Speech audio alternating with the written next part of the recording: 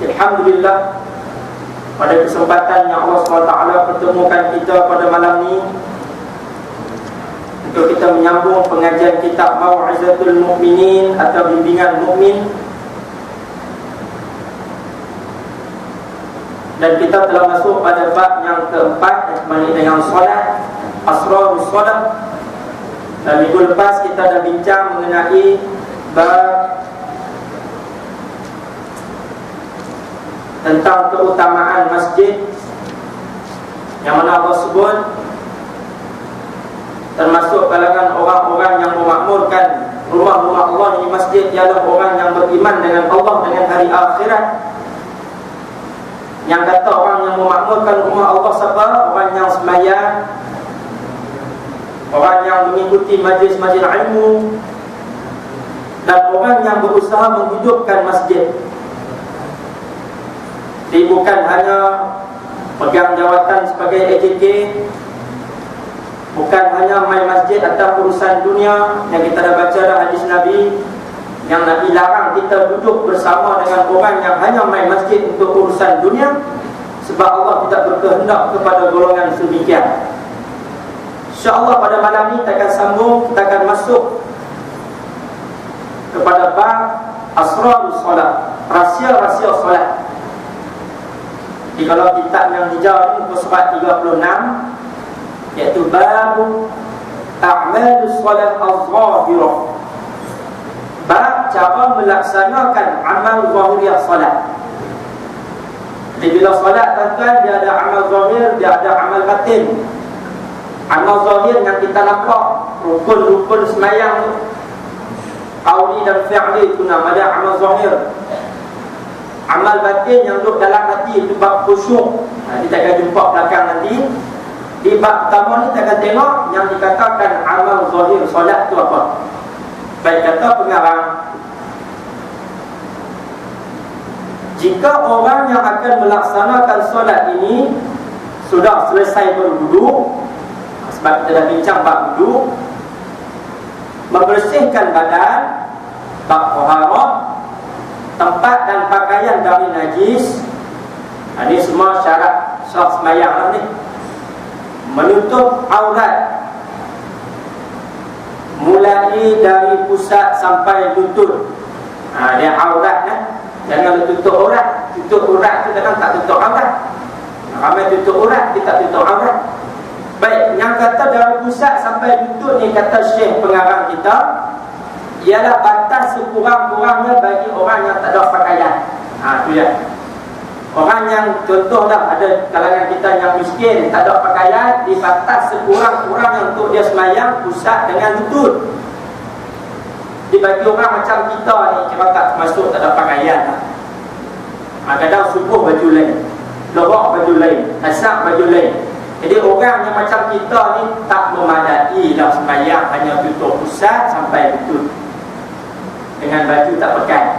Kadang main masjid dia tak buat kan. Ni mayang kat rumah ni. Kadang dia pun dia dekat, pagi kurang dia pun tolak atas bau tu lah. Buat tolak atas bau, kepiah pun kadang pakai pun tak. Ini sah tak sembahyang? Sah. Cuma berhadapan dengan Allah. Kalau kata ulama qasam, inilah orang yang wajah ni, dia panggil ni orang tidak ada adab. Sebab hampir kerja boleh semak, tapi yang nak main sujud dekat pun pakai lagu ni. Sebab tu kata pengarang kita, sekurang-kurangnya batas tadi untuk orang yang tak ada pakaian. Jadi memadai tutup had aurat. Maka hendaklah dia berdiri tegak menghadap kiblat. Hari kita masuk ke mayat pertanyaan. Saya ulang lagi lah, kitab kita ni bukan kitab fiqh, kitab tasawuf. Jadi dia mulai fiqh ni dalam pandangan tasawuf. Baik, jadi lepas ada syarat sah sembahyang kita dah ada, dia hendaklah berdiri tegak menghadap kiblat, istiqbal kiblat, dan hendaklah dia dekat ke dinding. Ini dah tengok bab satu bab ni, mendekatkan ke dinding. Sebab yang demikian itu akan memperpendekkan jarak pandang dan mencegah fikiran melayang-layang. Ini apa dia tuan-tuan? Ini bab sunat kita menjadikan, atau nak sembahyang tu kita sunat kena ada sutra. sutra duduk depan kita. La tusalli illa ila sutra, kata Nabi. Jangan kamu sembahyang melainkan di hadapan kamu tu kamu letak satu sutra. Sutra ni apa? Sutra ni dia macam satu dinding, satu penghadang hak atas sembahyang kita. Tuan-tuan kan? Ini apa kepentingan tak sutra ni? Sedangkan dia sunat, memang dia sunat. Kata ulama sunat yang sangat-sangat dituntut, sunat muakkad. Jadi kadang amalan kita tengok saudara kita yang main sembahyang, kadang dia buat sutra, tapi sutra dia tak memadai pada syarak. Kadang dia buat kunci kereta, ada cuma dia bagi spek kat depan. Lalu orang buat kunci kereta lah, nak kereta apa tu. Oh, balik duduk tengah nak niat soali, orang ambil kunci kereta bagi 4 pun mesti. Kicik dia mesti, kereta kecil lah. Buat kunci kereta memadai tak sutra. Baik, kita tengok tuan-tuan kan. Baik, dalam bab sutra, satu hadis Nabi riwayat daripada Bukhari dan Muslim. Ini hadis sahih tuan-tuan. Nabi kata, "Idza shalla ahadukum ila syai'in yasturuhu minan nas, fa arada ahadun ay yastaza baina yadayhi falyadfa'hu, fa in aba falyuqatilhu, fa innama huwa syaitan." Atau fi riwayah kata Nabi, fa inna ma'ahu qarin. Nabi kata bila kamu nak sembahyang, bila kita nak sembahyang, kita letak, kita adakan satu sutra depan kita, penghadang hak kita sembahyang ni tuan-tuan. Betul kita nak bagi agak ke orang ni hak aku sembahyang. Sebab tu tuan-tuan, kita ni haram lalu depan orang sembahyang. Sebab tu ada Nabi sebut, siapa tahu dosa lalu depan orang sembahyang, nescaya dia akan tunggu selama 40. Dia Nabi sebut 40, kata ulama, Allahu a'lam 40 hari ke, 40 minggu ke, 40 bulan ke, 40 tahun ke, dia sanggup tunggu. Sebab apa? Betapa besarnya dosa lalu depan orang sembahyang. Jadi tuan-tuan, sebab tu kita kena buat sutra. Bila buat sutra, itu kira hak kita, dia lalu depan tu tak apa. Baik, ni tengok hadis tadi Nabi kata apa? Kita buat sutra lah, nak halang orang lalu depan kita. Tiba-tiba fa'arada ahadun, ada seorang nak main lalu juga, nak lalu dalam kawasan sutra kita tu, kawasan semayang kita tu. Nabi kita fal yadfa', hendaklah kamu halang dia. Suat tangan tuan-tuan. Jadi kita tengah semayang, tiba orang nak lalu. Sebab tu kita ada bincang, kita dah ingat kita. Bila batai, saudara kita duduk depan, kalau ada batai duduk, dia kena nak pula jangan lalu ke tepi. Setengah orang dia lalu ke tepi, kadang dia buka serban, dia heret kat tengah. Dia nak lalu tuan-tuan, dia kena pusing belakang. Pusing belakang, lalu celah-celah minta izin buat tangan. Kita bila duduk tengok depan pula, dia suruh tangan nak celah kita, kita injaklah sikit badan. Tuan-tuan bagi ruang, jangan duduk pakai impit, pakai kenak pada kau duduk tengah. Duduk tengah-tengah bawah tu. Dia suruh tangan kita buka, jangan dia suruh tangan kita pergi capok salam. Bukan dia nak salam, dia nak minta lalu. Kita bagi dia lalu. Itu kira orang faham lah, dia lalu ke tengah. Cuma jangan sampai ucap kacirkan orang lalu pelan-pelan. Baik, jangan lalu sini. Sebab apa? Kalau kita lalu macam ni kata Nabi fal yadfa'hu, tahan dia. Jangan bagi dia lalu depan. Sebab tuan-tuan Nabi suruh tahan, lalu suruh tangan. Kadang kalau budak-budak tu dia tahan. Inilah sebab nama pun budak-budak. Ni orang tua ni. Kadang kita pun tak tahu mengaji kita ni. Nak apa bagi dia. Mayang lalu pakai suruh tangan. Tengah orang faham, dia suruh tangan itu tu tak ada nama suruh tangan, dia nampak dua semayang. Dia lupa lain. Kadang suruh tangan dia melanggar juga. Tepih tuan-tuan. Tengok Nabi kata apa? Fa'aba, fa'in aba. Kalau dia enggan nak main lalu juga, kita dah suruh tangan tak mau pergi lalu. Sebab ni kawasan kita semayang, ini sutra kita ni. Nak lalu juga, fa'in aba, enggan, dia nak lalu juga. Kata Nabi guna kaedah apa istilah ni tuan-tuan? Fal yuqatilhu. Qatala ni bahasa Arab bunuh kan? Tapi Nabi tak suruh bunuh. Maksud yuqatilhu ni, kita pun kena berkerah juga sungguh-sungguh, jangan bagi lalu. Bukan suruh bunuh, tak pergi main pakat buat pisau mayang. Kira nak tunggu orang lalu, kira nak bos. Nak kata dia mengaji tu, tak apa lalu bunuh. Pakat mati je dia, orang yang kita tuan-tuan. Faluqatilun mana kata, halang keras-keras sungguh-sungguh. Lalu juga tarik pun, pak kat perut. Nampak, ngaji tak mau main. Dan keras halang dah, tak apa begitu. Nak kata tuan-tuan, betapa besarnya dosa lupa orang sembahyang tu, kita kena buat sutra. Sebab apa? Sebab apa kena halang sungguh-sungguh ni? fa innama huwa syaitan, kata Nabi. Sehingga orang tu ataupun orang tu setan ataupun riwayat lain fa inna ma'ahu qarin, dia bersama dengan qarin, bayangan syaitan ataupun qarin, kata ulama sejenis jin juga. Dia ada pengaruh setan lah. Lepas tu kena tahan dia tuan-tuan. Sebab tu kita kena buat sutrah dan jangan lalu depan orang sembahyang.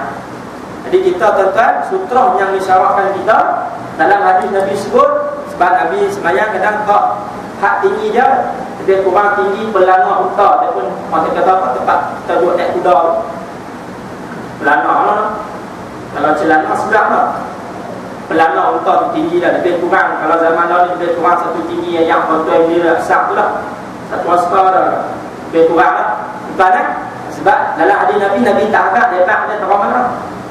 Sebab ada kan orang kata sutrah kita boleh buat, kita boleh buat garisan garis. Lepas tu dalam orang maksud hadis tu tuan-tuan memang ada, cuma riwayat dia dhaifun jiddan, sangat-sangat lemah, bukan buat garisan. Jadi lebar Nabi tak agak dan Nabi agak tinggi dia. Jadi kita tuan-tuan kalau nak buat sutrah, cari benda yang tinggi dia lebih kurang ataupun paling rendah lah, satu askar kita. Lebih tinggi tu lagi bagus. Ada kunci tak memadai, yang pun tak memadai, tuan-tuan. Jadi kalau di masjid yang terbaik tiang lah. Libat semayang sunat seorang-seorang lah tuan-tuan. Kalau kita semayang berjamaah, memadai imam depan pun sutra, yang belakang, makmum belakang tak perlu. Sebab Nabi bila semayang berjamaah, Nabi pacak panah depan, Nabi duduk belakang panah, bukan panah, lebih. Duduk belakang lebih, sahabat dia sutra duduk belakang Nabi. Itu berjamaah. Memadai imam seorang letak. Ini kita semayang sunat. Lepas habis hamil orang nak yang sunat, tak khabar semayang, nak tengok hak mana mengaji atau tak mengaji. Sebab sunat ni tuan-tuan. Dan Nabi dia suka, sutrah Nabi lebih suka buat dinding. Saya pun ada semayang, saya suka duduk dinding ataupun tiang. Kata kita lihat tiang, itu sutrah kita. Sebab tak boleh berubah dah. Dinding ataupun tiang. Dan kalau orang nak lalu juga, kita duduk kat dinding juga, ada juga nak lalu. Sebab pernah Nabi semayang, sutrah Nabi dinding. Sebab sekurang-kurangnya tuan, hak jarak dia tu, hak tempat sujud kita tu dengan dinding sutra tu sekurang-kurangnya jauh dia tuan, lebih kurang anak kambing dia lalunya. Cik dia tuan, anak kambing. Kalau nak lembu besar, anak kambing cik dah hak dia. Nabi pernah semayang, tiba-tiba ada kambing nak lalu. Nabi rapat kadang Nabi ke dinding, tak mau bagi lalu. Halang dah, jangan lalu juga. Lepas dia pikir dia, baru nak belakang. Itu nak kata pentingnya sutra tuan. Lepas tu kita sebut.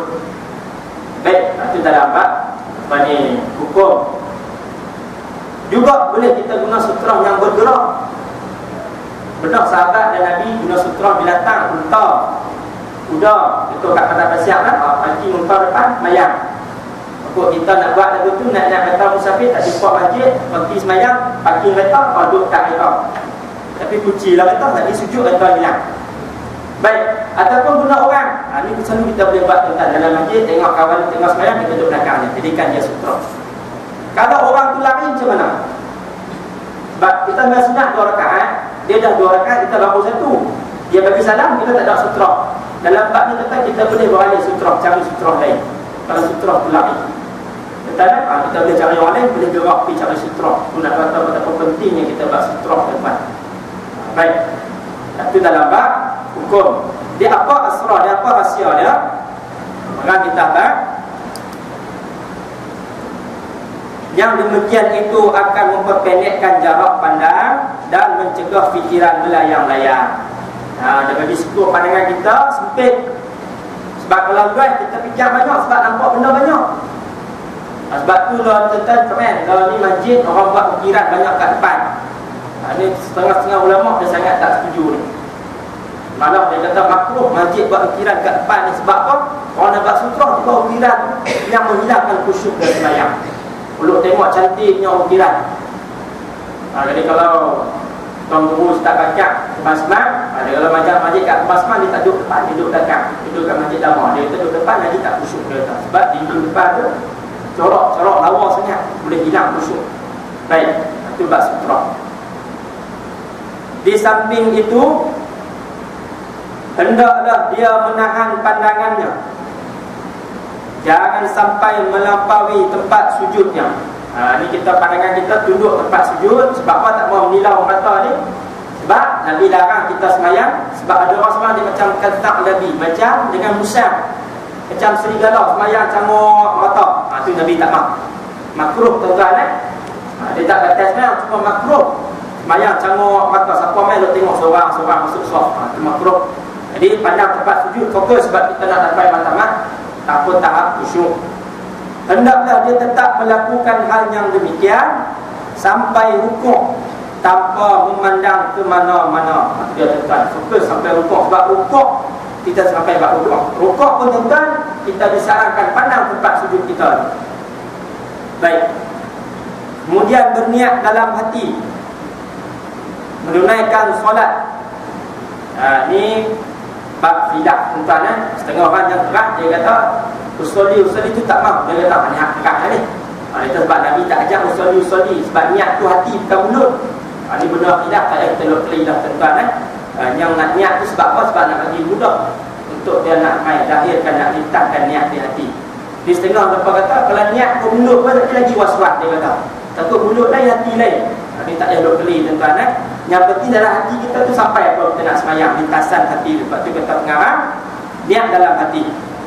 Tunaikan solat, semayang apa kita nak semayang tu sambil mengangkat kedua tangan sampai menentangi bahu. Ini dia ajak cara angkat takbir. Baik. Ini niat tu tuan-tuan. Kata kalau ulama fiqh dia kata muqarranah dengan takbir. Dia mesti sama dengan takbir. Sepan yang panggil serentak dengan takbir. Jadi angkat tangan kata pengarang kita ni setentang dengan bahu. Ini dia tuan-tuan, hak lebar dia macam ni. Jangan duk main rewang mata. Ni semayang pun macam senaman. Allah, best pula boleh nampak. Sebab nak semayang tu. Ni hak dia bau tuan-tuan. Tinggi dia terang mana? Baik, pendapat pertama yang kita tengok sabit satu hari daripada Nabi. Yang pertama, setang dengan bau dan parah dia pun tinggi bau. Macam ni. Yang kedua, setentang dengan bau, cuma tinggi je telinga. Yang kata telinga ni tuan-tuan, kalau kita mengaji dulu, kadang-kadang Ustaz Tazal kata telinga ni, tangan ni, bagi sama telinga ni. Dia diangkat tapi Allah, duk tengok pergi kena, tak kena, tak sok. Duk tengok pergi kena. Bukan ni kena tuan-tuan, ni parah hujung kita ni paling tinggi hak dia tuan-tuan atas telinga kita. Ada ulama kata setengah boleh, tengah-tengah telinga pun boleh. Jadi itu dia dua tuan-tuan. Tu angkat tangan serta dengan bau. Dengan kedua telapak tangan menghadap kiblat. Itu cara yang Nabi buat, soalan yang Nabi buat, tangan hadap kiblat lah. Ini tak apa tuan-tuan, alhamdulillah. Ini majoriti orang macam ni lah. Dan kalau kita tengok ada juga yang setengah angkat takbir tangan lagu ni tuan-tuan. Allah, aku kira tahulah ada karate dan tinggal hitam. Tapi semayang jangan ubat karate. Tu Allah. Ini tak ada tuan-tuan. Istiqbal kiblat, kita punya tapak tangan ni. Kadang-kadang kita main khusyuk pun dia jadi serong sikit lah. Tu lebih kurang lah istiqbal kiblat. Pasal apa tuan-tuan? Kata ulama hikmah dia kita kena nampak macam ni, tak buat macam ni ke. Ada takbir Allah. Aku nampak sangat kan. Pasal apa? Kata ulama hikmah dia kita nak abad, kita nak tolak dunia. Sebab tu nama takbir ihram, takbir yang kita mengharamkan perbuatan kita sebelum semayang. Bila start semayang dia jadi haram kita nak buat benda tu. Sebelum semayang boleh makan, bila angkat saja takbir tu tak boleh makan. Sebelum semayang boleh sembang, angkat saja tak boleh sembang. Dan nak kata nak tolak dunia tu tak mau masuk hati kita. Allah, tuan-tuan, Allah wa'alam. Sebab tu pendapat. Baik, di tangan menghadap kiblat. Jari-jari jangan dibuka dan jangan digenggam. Mana kata tuan-tuan sedang-sedang. Jangan terlalu skema sangat. Allah, ada skema lah ni. Jangan buka sangat. Itu nampak jahil. Sedang-sedang tuan-tuan. Baik. Jangan memaksakan merenggangkan dan menggenggamkan anak jari, tetapi membiarkannya. Jangan terlalu macam ni. Itu nak mimakyung. Tuan-tuan mimakyung. Itu jadul. Dan jangan terlalu macam ni sangat. Sedang. Orang kata taklah dulu cekam macam ni, sedang. Dan kata ulama biar dia menghadap kiblat. Itu cara angkat takbir tuan-tuan. Ini rakam ada tinggi lah. Ada royalti yang pun lawan. Baik, sebab orang tak nak buat tirai. Mana tadi lah. Baik, dia jari tadi tuan-tuan. Tetapi membiarkannya seperti adanya kemudian mengucapkan takbir. Nak ucap takbir, dia angkat tangan nak ucap takbir. Ditekan ada 3 cara. Nak angkat dulu ke, nak takbir dulu ke, ataupun takbir dulu, angkat dulu, macam mana? Ada 3 wajah tuan-tuan. Yang pertama serentak dengan takbir Allah, serentak Allahu Akbar, serentak. Yang kedua boleh takbir dulu baru angkat Allah, baru naik. Ini semua wajah yang wali dari Nabi. Allah baru angkat, ataupun angkat dulu. Memang setengah orang buat dia angkat dulu Allahu Akbar, itu juga boleh. Jangan kita duk ingat, sebab kita selalu duk buat dia muqaranahkan Allah serentak tu, kita ingat paling lepas dia itu salah lah. Ada wajah dia tentang itu 3 cara. Baik, ini dia nak ajak pula cara nak sebut Allahu Akbar tu macam mana. Kemudian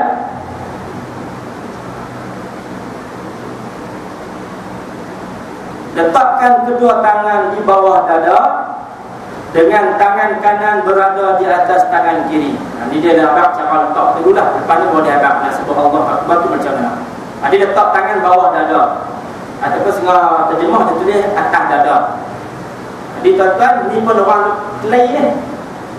Dia letak mana? Letak tak perut. Memang tak perut ada tuan-tuan, mana disebut dada. Cuma tak kata pun kat hati.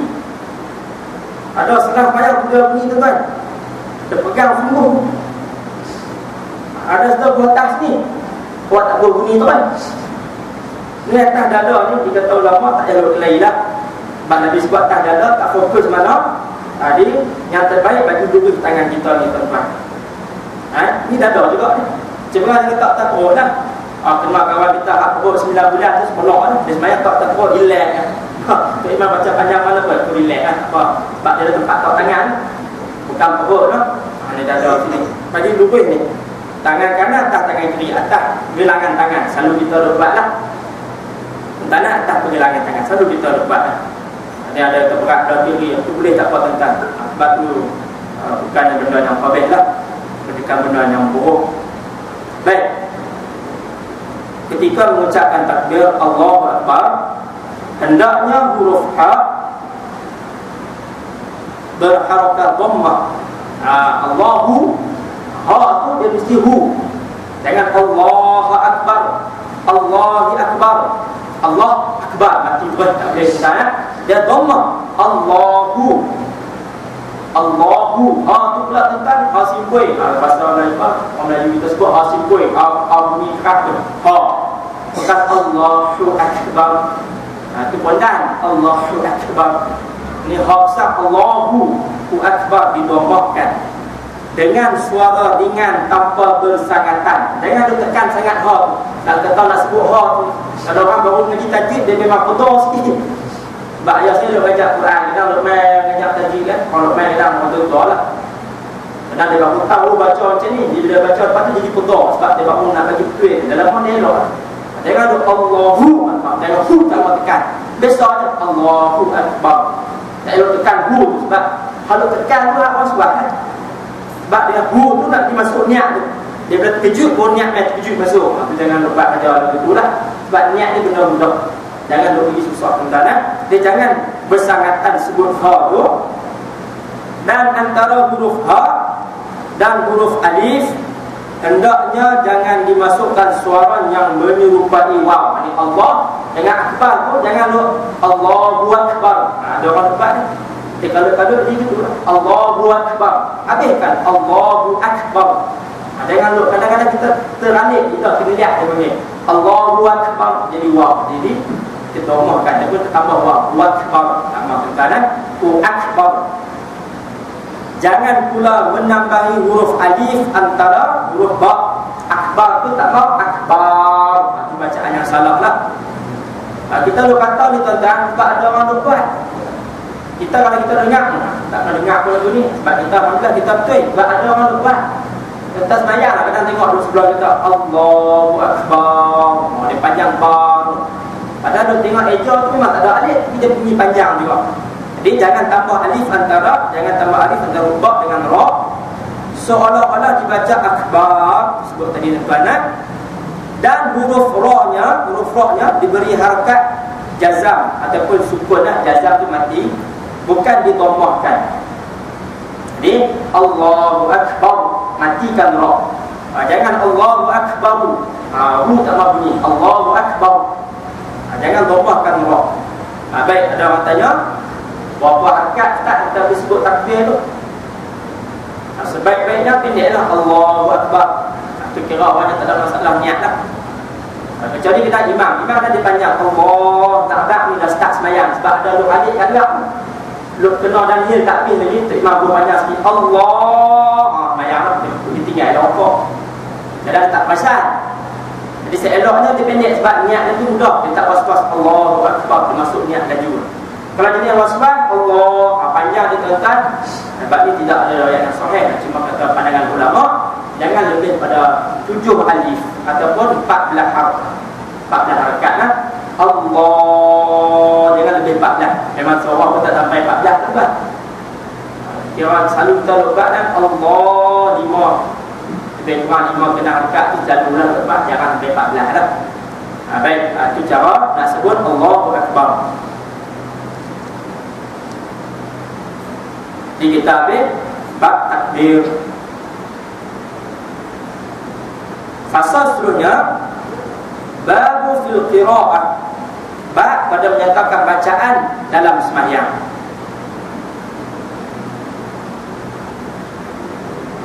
Setelah takbir, baca doa iftitah, iaitu doa berikut. Jadi tengok tentang doa yang kita baca selama ni waridah dari Nabi. Nabi baca apa yang kita baca selama ni. Baik, yang disebutlah kitab ni antara bacaan doa iftitah yang dibaca oleh Nabi. Allahu Akbar kabira walhamdulillahi katsira wa subhanallahi bukratan wa asila. Inni wajjahtu wajhiya lilladzi. Kita kan tak baca ini, kita baca wajjahtu wajhiya. Tengok boleh ke tak dibaca betul. Inni wajjahtu wajhiya lilladzi fatara as-samawati wal ardh hanifan musliman wa ma ana minal musyrikin. Inna salati wa nusuki wa mahyaya wa mamati lillahi rabbil alamin la syarika lahu wa bidzalika umirtu wa ana minal muslimin. Baik tuan-tuan, doa yang kita baca selalu tu hadis riwayat Imam Muslim dan juga Imam Ahmad dan lain-lain. Jadi tuan-tuan, kita baca selalu tu adalah sahih. Jangan lupa salah. Dan ada juga setengah riwayat hadis riwayat Imam Muslim juga dan Imam Ahmad juga sahih. Dia terus start wajjahtu wajhiya lillazi fatara as-samawati sampai habis. Dia tak baca dengan Allahu Akbar kabira. Dia start wajjahtu wajhiya lillazi fatara as-samawati wal ardh sampai habis tuan-tuan. Baik. Jadi dan kita ulama boleh kita gabung dua tu. Nak kata yang wajah saja itu dengan nak start Allahu Akbar kita lepas selama ni. Jadi kita lepas tu betul dalam kekalkan bacaan tu. Sebab tu wali dari Nabi sallallahu alaihi wasallam. Jadi makna dia kita bacalah tuan-tuan. Dan kadang-kadang sebab doa kita ni tuan-tuan, Nabi tak pernah tinggal waktu sembahyang sunat. Kita kalau sembahyang sunat memang tak baca lah. Kalau sunat qabliyah dengan ba'diyah tak baca lah. Surah pun tak baca lah, baca Fatihah tu rukuk tu aja. Qul Allah pun tak boleh lah. Jadi di surah disarankan kita baca sembahyang sunat pun kita baca tuan-tuan. Jadi kalau jadi imam tarawih takut nak dikan rakaat tu sebab apa? Sebab pengurusi masjid beritahu tarawih paling lambat ke 10. Lebih ke 10 tahun lepas tak pergi dah 5. Ada digan semua. Kadang takbiratul ihram dia tak boleh dah. Takbiratul ihram lah. Doa kita pun tak baca dah. Baik, kalau nak baca juga tak mau baca hak panjang, nak baca hak pendek ada. Ini juga hadisnya wali. Baik, apa dia tentang yang pendek? Subhanakallahumma wa bihamdik wa tabaraka ismuka wa ta'ala jadduka wa jalla thana'uka wa la ilaha illa ghairuka. Habis kat tu dia tuan-tuan. Lebih kurang 1-2 baris, 1,5 baris dia lebih kurang. Subhanakallahumma wa bihamdik wa tabaraka ismuka wa ta'ala jadduka wa jalla thana'uka wa la ilaha ghairuka. Hadis ni riwayat pada Imam Abu Dawud, Ibnu Majah wa Tirmizi dan lain-lain. Ini bacaan yang paling pendek lah tuan-tuan. Itu bab doa iftitah. Jadi kalau tak tahu, sebab ada ramai tengok tak ada kitab, jadi kalau nak boleh tengok sahabat tanya ada kitab, boleh salin.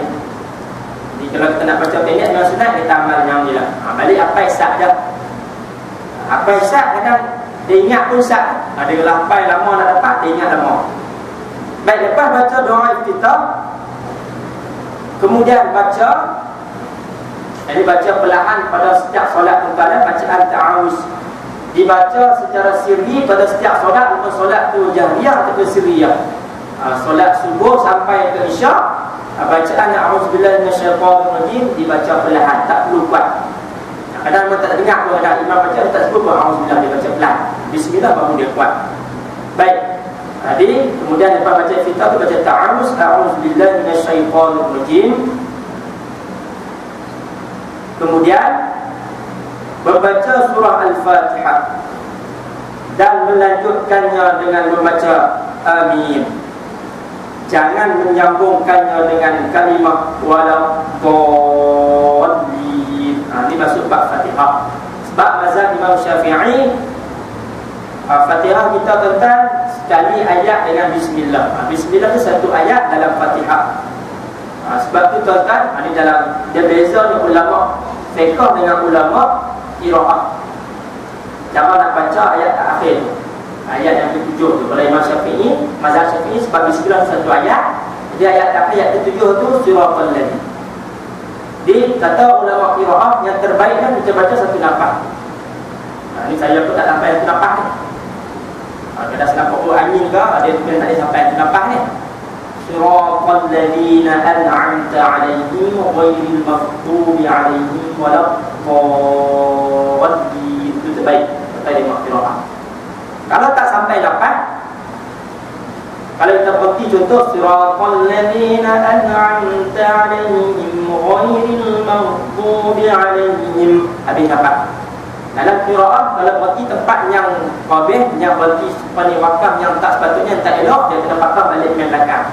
Sebab benda putih tak boleh ikat ujung-ujung, dia tarik main baru boleh ikat. Dia ambil balik. Ghairil maghdubi 'alaihim waladdallin. Dia tarik main belakang boleh. Tapi kalau dalam sembahyang boleh tak kita baca lagu tu? Di dalam ni ulama fiqh pula tentang dia kata, sebab ada pendapat, ada setengah mazhab dia kata bacaan rukun yang di Fatihah ni tak boleh diulang-ulang. Sebab tentang tak boleh ulang banyak kali ayat. Jadi kalau kita baca suratal ladzina an'amta 'alaihim ghairil maghdubi 'alaihim, habis dapat kita tak boleh ambil ghairil maghdubi, tak boleh ulang ayat. Ini setengah pendapat yang tak masyhur lah. Cuma kita nak lari daripada khilaf ni tuan-tuan, boleh bila jadi imam kita pergi dekat suratal ladzina an'amta 'alaihim, sambung ghairil maghdubi 'alaihim. Mana kata habis dapat kat suratal ladzina an'amta 'alaihim, ambil dapat ni ghairil maghdubi 'alaihim waladdallin. Sebab kita nak lari khilaf kata tak boleh ulang-ulang ayat Fatihah tu. Tuan-tuan, tapi kalau itu dalam qiraat tak eloklah, sebab itu berhenti suratal ladzina an'amta 'alaihim, dia kena wasal, tak boleh berhenti. Itu dalam qiraat. Bila terbang dalam fiqh jadi lain tuan-tuan. Itu sekadar pengetahuan. Cuma tak mau bagi play lah tuan-tuan. Baik, jadi kita sekadar ambil pengetahuan, ambil ilmu. Baik. Jadi itu Fatihah. Dan kata dia tadi, lepas baca Fatihah, baca amin. Amin juga tuan-tuan. Kadang lu tengok ramai orang, ramai kadang-kadang makmum dia malas nak sebut amin. Dia berat mulut. Sedangkan ada hadis Nabi sebut, bila makmum baca amin tuan-tuan, bertepatan dengan amin imam tu. Sebab apa tuan-tuan? Sebab malaikat dia akan amin sama dengan imam, diampunkan dosa dia tuan-tuan. Jadi kita amin kita tuan-tuan bagi ngam-ngam dengan imam. Sebab tu dia kata sini, jangan menyambungkannya dengan kalimat waladdallin. Sebab ada setengah imam dia sambung ghairil maghdubi 'alaihim waladdallin. Kan terheboh. Dia tak wakaf terus sambung amin. Sebab dia nak tapi express lah. Dia kata jangan sambung, berhenti zat. Baik. Berhenti zat tu tuan-tuan. Lepas tu baru amin. Ni sebab tu makmum jangan duduk-duduk. Dengar imam sebut baru tu sama dengan dia amin. Sebab kena dapat fadilat bagi sama amin dengan imam. Kadang imam berhenti, dia baru nak ambil nafas. Kita ni pun nak buh ya. Sedangkan imam depan tu penat. Kawan dah lagu macam-macam dah. Jadi baca Fatihah dengan lagu dia habis nafas, penat nak sama amin dia berhenti sat. Makmum belakang buh. Amin. Ni panjang makmum. Relax lah imam kata. Aku nak ambil nafas, aku tak dan ni. Dia bagi sama dengan imam tuan-tuan sebab tak dapat fadilah tu. Dia cara nak sebut amin. Kita sambung sikit lah. Sebab dalam kita tak tulis. Baik, cara nak baca amin ada 4 cara tuan-tuan.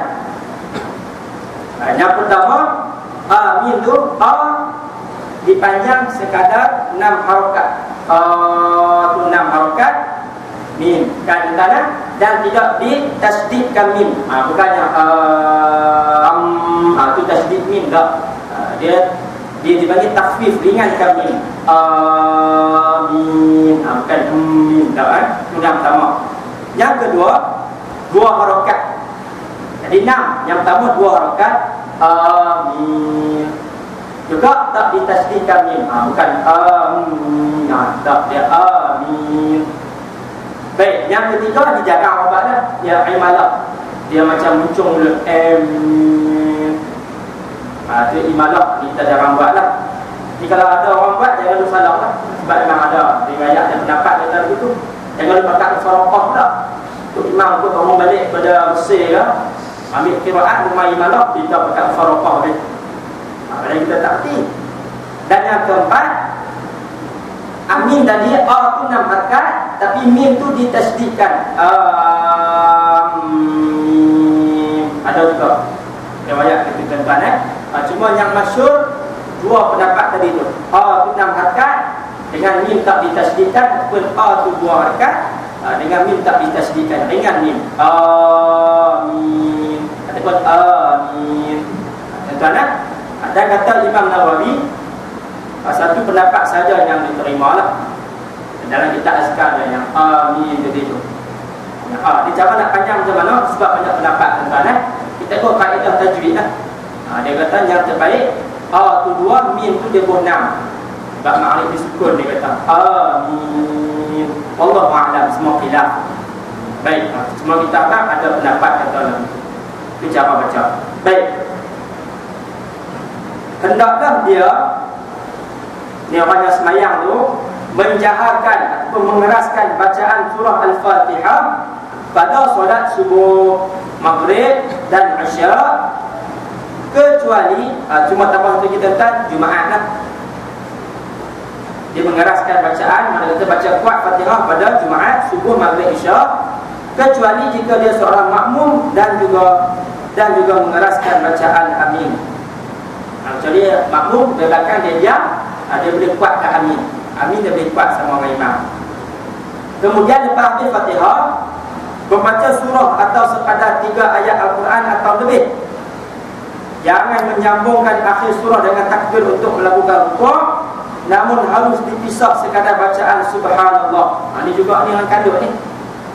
Habis surah contohlah qul huwallahu ahad Allahus samad lam yalid wa lam yulad wa lam yakul lahu kufuwan ahad. Allah sebut ahad, Allahu akbar. Jangan disambung. Dia habis kufuwan ahad, sekadar subhanallah baru Allahu akbar. Tuan-tuan dia jangan lebat kalut dah. Sebab kita semayang baca-baca agama ni buat elok. Dia juga dibagi satu pendapat. Lepas semayang nak baca surah apa. Baik, pada solat subuh, kata pengarang kita, pada solat subuh semestinya membaca surah-surah yang panjang. Dipanggil surah mufassal yang panjang-panjang ni. Ada tak dia tulis surah apa? Dia tak ada catat kan. Itu daripada surah Al-Hujurat, surah Al-Hujurat sampailah ayat akhir juzuk 29. Tabarakah. Daripada surah Al-Hujurat sampailah ayat akhir juzuk 29. Jadi kalau solat subuh baca surah panjang-panjang tadi tu, antara Hujurat sampailah ayat akhir juzuk 29. Pada solat maghrib dibaca surah-surah yang pendek. Yang pendek lah, maghrib surah yang pendek, maghrib saja ni. Daripada mana? Iaitu daripada Ad-Duha sampai An-Nas. Itu surah pendek dia bagi. Duha sampai An-Nas tu baca time maghrib. pada solat zuhur, asar dan isyak adalah surah-surah pertengahan. Iaitu daripada juzuk 30. Kan tadi panjang habis 29, ada juzuk 30 sampai Al-Qur'an. Itu dipanggil ayat pertama, surah-surah pertengahan. Itu cadangan. Tuan-tuan, baik pengarang kita kata lah. Baik, pada solat subuh ketika musafir, hendaknya membaca surah Al-Kafirun dan surah Al-Ikhlas. Kalau nak pergi musafir, sebab kita nak kejar masa, boleh baca surah pendek, iaitu Al-Kafirun dengan Al-Ikhlas. Rakaat kedua, rakaat pertama Al-Kafirun, kedua Al-Ikhlas. Demikian pula pada solat sunat fajar. Ini solat sunat sebelum subuh, solat sunat tawaf dan solat sunat tahiyatul masjid, baca surah pendek Al-Kafirun dengan Al-Ikhlas. Ini solat sunat masjid kita dah bincang dah minggu lepas, kepentingan ataupun tuntutan Nabi untuk solat sunat tahiyatul masjid. Sampai Nabi pernah tegur sahabat yang main time Jumaat, dia main lambat, tolong duduk, Nabi suruh bangun mayang sunat tahiyatul masjid sebab dah lambat pakai ringan. Jadi kalau kita main awal, rakaat pertama Kafirun, rakaat kedua baca Al-Ikhlas. Okey, tuan-tuan, di kalau main orang dah bang dah, jangan buat tahiyatul masjid, buat sunat qabliyah. Kalau main orang nak semayang dah, tak ada semayang tahiyatul masjid, kita ganti dengan tasbih subhanallah, alhamdulillah, wa la ilaha illallah, Allahu akbar 34 kali. Sebab ganti tahiyatul masjid tak sempat buat. Kecuali di Masjidil Haram, tak ada solat sunat tahiyatul masjid, kita tawaf.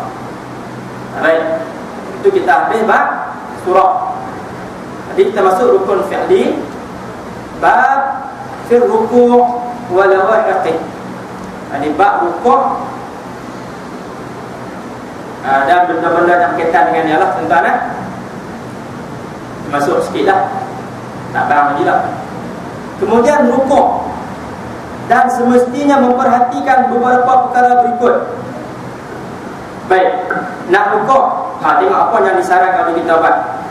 Mengucap takbir untuk rukuk, ini Allahu Akbar, sambil mengangkat kedua tangan bersamaan dengan takbir rukuk.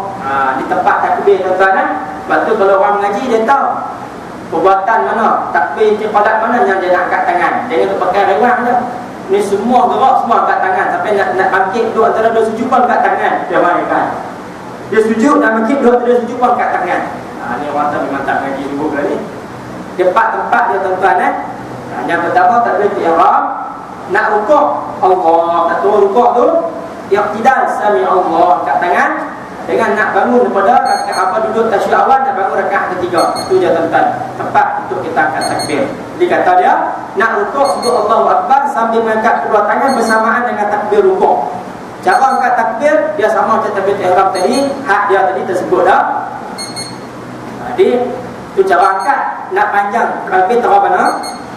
Dia kata memanjangkan bacaan takbir sampai sempurna rukuk. Ini sepatutnya, tuan-tuan. Allahu Akbar. Habis elok rukuk baru berhenti takbir. Itu sepatutnya. Biar sepanjang salat kita, tuan-tuan, start takbir sampai salam penuh dengan zikrullah. Jangan kita henti-henti. Tambah jadi imam. Kalau jadi imam, tuan-tuan, jangan lepas pendek-pendek. Allahu Akbar. Kadang dia Allahu Akbar, takbir habis pergi rukuk tak sampai. Makmum pula baru balik gym. Semangat badan. Dia pun rukuk dulu. Imam baru Allahu Akbar. Imam pula baru lagu minyak tuti. Rukuk. Dia ribuh dah. Jadi bagilah sampai sempurna rukuk. Allahu Akbar. Kan? Kita nak buat elok ni, nak semayang, kena buat elok. Baik. Jadi bila rukuk, meletakkan kedua telapak tangan di atas dua lutut. Ni, tuan-tuan, Allah buat kita elok dah. Kalau tapak tangan dua betul-betul atas lutut, Alhamdulillah atas lutut, insya-Allah belakang kita akan sama. Sebab apa? Itu dah dia punya adab dia, tuan-tuan. Sebab tu jangan duduk kat peti. Ni kalau pegang ke peti tu jadi tungging tu. Kepala turun sampai ke paha tu. Macam lu tengok hantu zakat kan, duduk tuan-tuan dan tengok hantu, tengok celah kangkang. Dia sujud, dia rukuk macam tu lah. Sebab tu tangan tu pegang peti.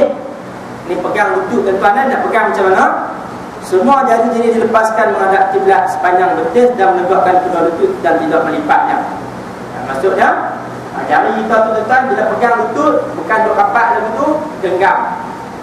Dia kata jangan rapat. Dia kata buka jari kita tu, bagi lurik bawah. Itu cara nak pegang lutut dah. Di lutut kita tu bagi lurik, jangan duk lipat. Tengah duk lutut dia bengkok. Kecuali orang ada sakit urat. Kalau bagi luwih juga confirm betul orang. Jadi ustaz kalau ada salah ustaz ajak suruh luwih. Jadi kalau ada masyarakat tu dimaafkan tuan. Meratakan punggungnya dengan kepala. Tenaga atas tentang tu punggung bagi sebagai dengan kepala, sebab tu dah jom kita pegang lutut baru sama. Bukannya kepala bukannya lebih tinggi dan bukan lebih rendah daripada punggung tuan. Dan merenggangkan kedua siku dari lambungnya. Namun bagi kaum perempuan selalunya merapatkan kedua sikunya pada kedua lambungnya. Ditetapkan pada dalam fiqh, dia bezakan perbuatan solat lelaki dengan perempuan. Jadi kalau rukuk bagi lelaki kita pegang, kalau perempuan dia rapat. Maksud rapat tu kepit susu tu, itu perempuan. Namun tuan-tuan, dia kalau tengok pada pandangan ulama hadis, dia kata memang tidak ada hadis pun riwayat yang sahih yang cerita pasal perbezaan solat lelaki dengan perempuan. Dia kata tak ada di perempuan Jadi sama lah, lelaki perempuan semayang sama. Itu dalam kitab-kitab fiqh. Jadi benda khilaf lah, yang kita lepas misal lah. Saya nak agak ni nak bagi tahu.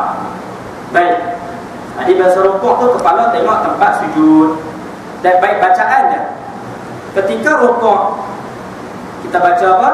Subhana rabbiyal azim. Habis kat situ je. Ini sahih tuan-tuan.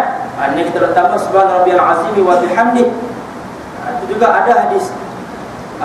Ada hadis tapi ada yang kata tak, yang sahih yang ni lah subhana rabbiyal azim. Tapi hadis yang kita baca wa bihamdih tu ada yang menguatkannya. Kalau kita buka kitab Mastikah hadis memang ada cerita habis. Boleh juga kita baca subhana rabbiyal azim wa bihamdih. Lepas tu mengaji bagi habis tuan-tuan. Sebab ada student di ATM memang ikut saya ustaz. Isteri saya agak kita semayang tu semua tak betul. Kenapa? Sebab tasbih rukuk kita baca semua salah. Di start dah kita banyak sampai umur 20 lebih semayang tak sah. Sebab dia pegang satu ni je. Jadi kita tengok banyak kitab tuan-tuan. Baik. Ini bacaan yang disebut dalam kitab ni subhana rabbiyal azim, kat situ je. Dibaca sebanyak 3 kali. 3 kali ni qiraat kurang dia lah. Paling kurang 3 kali. Nak baca 7, dia membaca bacaan tersebut sampai 7 atau 10 kali baik. Boleh tuan, malah lebih baik. Tapi kalau bukan imam, itu kena ingat. Jadi imam ambil yang ringan, ambil 3, jangan baca 10. Kemudian bangkit dari rukuk sambil berdiri kembali dan mengangkat kedua tangannya sambil membaca Sami'allahu liman hamidah. Buat sebut bangkit tidak, tangan angkat. Di tempat angkat tangan yang ketiga lah. Sambil baca Sami'allahu liman hamidah. Ini juga ada perbahasan. Kan hadis Nabi itu innama ju'alal imam liyutamma. Semua imam tu dijadikan untuk kita ikut. Fa iza kabbara fakabbaru, dia takbir kita takbir. Sampai kat kata fa iza raka'a farka'u fa iza qala Sami'allahu liman hamidah. Bila imam disebut Sami'allahu liman hamidah, jadi kita pun qulu Rabbana lakal hamdu. Perlu tak kita nak ulang Sami'allahu liman hamidah? Ini juga ilah dan tuan-tuan tak ada ilah. Sebab kalau Nabi sebut tadi tu, bila imam sebut Sami'allahu liman hamidah, makmum hanya jawab Rabbana lakal hamdu, tak perlu ulang. Nak ulang pun boleh. Sebab ada juga riwayat, tak perlu kita play lah. Jadi dua-dua boleh. Baik. Ni nak baca lebih boleh. Boleh tuan-tuan Sebab ada sahabat dia nak pergi sembahyang lambat. Dia nak pergi sembahyang, tengok orang tengah rukuk, sahabat dengan Nabi tengah rukuk, dia pun lari-lari duduk dan rukuk. Bila dah rukuk, dia seronok Sami'allahu liman hamidah, dia pun baca bacaan panjang. Rabbana lakal hamdu, puji Allah banyak sebab dia seronok. Dia sempat rukuk tu. Habis-habis Nabi bagi salam, Nabi tanya, siapa tadi tambah kali tu? Sebab tadi orang sebut Rabbana lakal hamdu, apa dia tambah ni? Bacaan yang baru ni tak salah, saya bacaan Sayyidina Ali. Dia tambah lagi panjang sebab dia seronok, dia syukur pada Allah sempat semayang, sempat rukuk dengan Nabi tadi tu. Dia tambah, Nabi tanya, siapa tambah tadi? Pakat tak berani. Sebab benda yang Nabi tak ajak, pakat diam. Nabi, siapa tambah tadi? Pakat diam. Nabi kata, siapa tambah tadi tu? Malaikat pakat rukuk, dia bawa bacaan dia naik ke atas. Oh, saya tendang kat tangan. Dia kata boleh tuan-tuan. Jadi antara yang kita nak boleh tambah tuan-tuan, tak salah ni bacaan Sayyidina Ali, Rabbana lakal hamdu mil'us samawati wa mil'ul ardi wa mil'u ma syi'ta min syai'in ba'd. Jadi saya amal ni lah. Kita boleh tambah panjang sikit. Baik. Yang kita nak tambah ni hadis riwayat Imam Ahmad dengan sanad yang sahih. Boleh tambah. Sekurang-kurangnya Rabbana lakal hamdu. Kita habis kat sini tuan-tuan, sujud kita sambung. Yang 2 minggu lagi lah, lepas lain lah. dan membaca kunut pada solat subuh, tepatnya pada rakaat kedua dengan doa-doa maghfurah di doa-doa yang disebutkan hadis Nabi sallallahu alaihi wasallam. Ini bacaan kunut masa qiyam. Ini juga satu khilaf tuan-tuan. Dia ada kata sabit hadis yang baca kunut tu boleh kita amal setiap kali sembahyang subuh. Ada ulama kata kunut tu hanya untuk bila masa-masa tertentu saja, di kunut nazilah. Jadi semua khilaf. Dia tak salah kita buat tuan-tuan. Kalau kita pergi Mekah pun, walaupun Tok Imam sana dia tak baca kunut, tapi dia berhenti dekat makanan. Kenapa dia berhenti bagi orang baca kunut? Ini semua khilaf lah. Sebab baca kunut kat mana? Dekat yang tidak. Kita berhenti kat sini lah. Kita akan sambung nanti bab sujud. Jadi kalau tuan-tuan nak faham lebih dalam ni, ngaji kitab fiqh lah. Sebab kitab kita ni kitab tasawuf. Dicerita sikit-sikit saja lah. Baik, dah habis kat situ kan. Sambung nanti sujud. Bab sujud. Dia ada apa-apa tuan-tuan nak tanya apa? Ataupun ada perempuan nak betulkan pendapat saya apa? Sebab kita pun sama-sama jahil tuan. Ya, ya.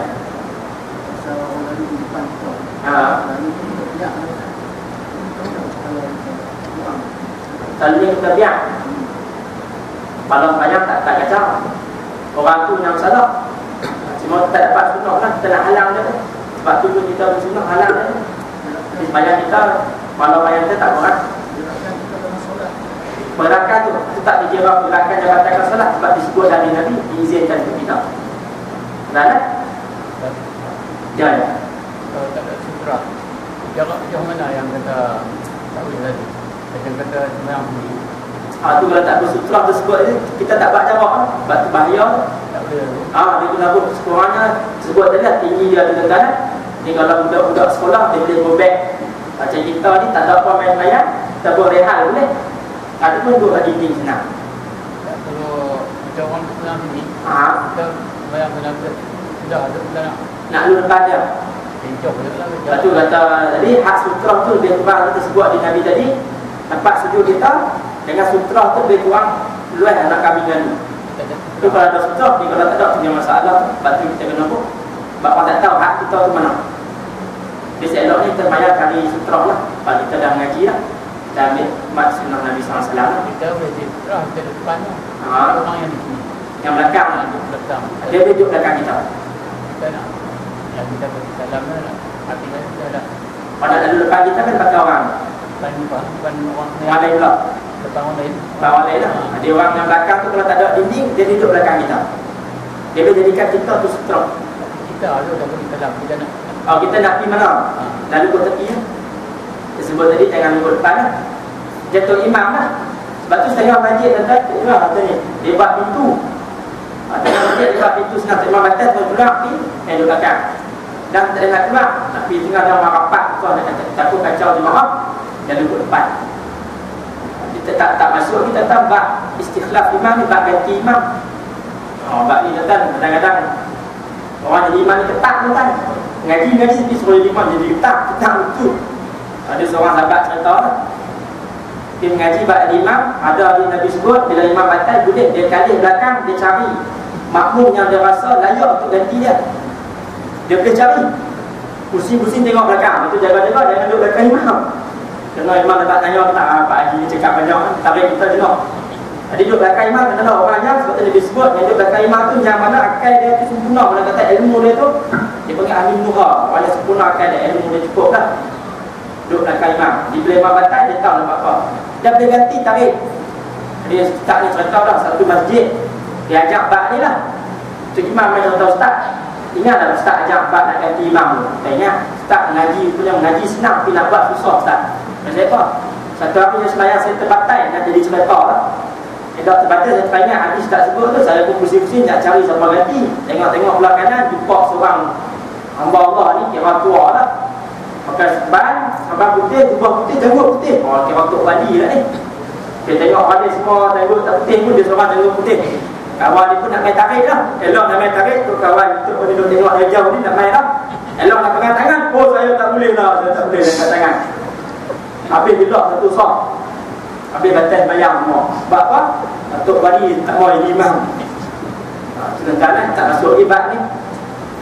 Baik. Jadi ada tanya apa lagi? Saya tanya lah. Sama anak. Sekat tu anak tak apa anak. Ya. Bila kita solat, imam nak rukuk kan, kita mau main, lalu imam rukuk, kita rukuk sekali, tapi kita sempat baca tasbih rukuk. Ya. Yang anda maaf, dia disebut dengan kata subhanallah, kata subhanallah itu lafaz sahaja ke? Subhanallah lafaz. Kalau tak lafaz apa dia? Tulisan. Lafaz lah. Subhanallah. Subhanallah. Ada tadi juga lah. Kita nak pergi rukuk, kata subhanallah baru rukuk. Sebab tu kita kalau nak main imam tengah rukuk, kuat Allahu Akbar, imam tak buat orang baru masuk. Tunggu sah kat rukuk tu imam kena tunggu. Dan kalau tu dengar, dia tengok dia rukuk dah, baru kita angkat. Kadang-kadang kita lebat nayong, biar dia tak dapat rakaat yang lambat kan. Ingat Allah apa dia bantai dah sampai Allah. Tu kita nak nayong orang. Kata subhanallah. Yang dapat rukuk pula. Baik. Ini sebab sebab ramai tu tengok tuan-tuan, dia tak faham dia kena dapat kata subhanallah dengan imam rukuk tu. Kadang-kadang imam dia nampak depan mata imam bangun, dia pergi rukuk. Habis salam dia tak dapat rakaat. Dia dengar dapat. Ini ramai lupa ni. Salam sebelum berhenti sembahyang kat shopping komplek ke apa, dia tengok orang sembahyang, oh dia ingat dia tak tambah, dia sudah dapat. Ya, itu ni. Apa nama kita orang bila yang sama ke yang kita tadi. Auzubillah ni tuan-tuan, kalau kitab kita ni dia ada sebut tiap-tiap rakaat auzubillah dia. Kalau kitab kita ni lah ada pendapat kata rakaat pertama aja auzubillah. Dia orang maklum lah. Ada 4 rakaat dia kata setiap rakaat kita ulang dengan auzubillah. Wallahu a'lam. Kita tak tahu sekat kurang tuan-tuan. Jadi saya mohon maaf lah atas salah kesilapan, atas ilmu kesalahan ini saya bagi, mohon maaf kepada Allah Subhanahu wa taala. Yang biar Allah Taala yang kurang terkeliman sendiri kepada Allah Taala. Wassalamualaikum warahmatullahi wabarakatuh.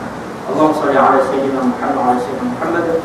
A'udzu billahi samil 'alim minasy syaithanir rajim. Bismillahirrahmanirrahim. Alhamdulillahi rabbil alamin. Wassalatu wassalamu ala asyrafil anbiya'i wal mursalin wa ala alihi wa sahbihi ajma'in. Allahumma faqihna fid din wa 'allimna ta'wil. Allahumma hdina bi hidayatil Qur'an. Allahumma hdina bi hidayatil Islam. Allahumma hdina wahdi bina waj'alna sababan liman ihtada. Allahumma hdi qawmana fa innahum la ya'lamun. Rabbana atina fid dunya hasanah wa fil akhirati hasanatan wa qina 'adzaban nar. Wa sallallahu ala sayyidina Muhammad wa ala alihi wa sahbihi wa baraka wa sallam. Alhamdulillahi rabbil alamin.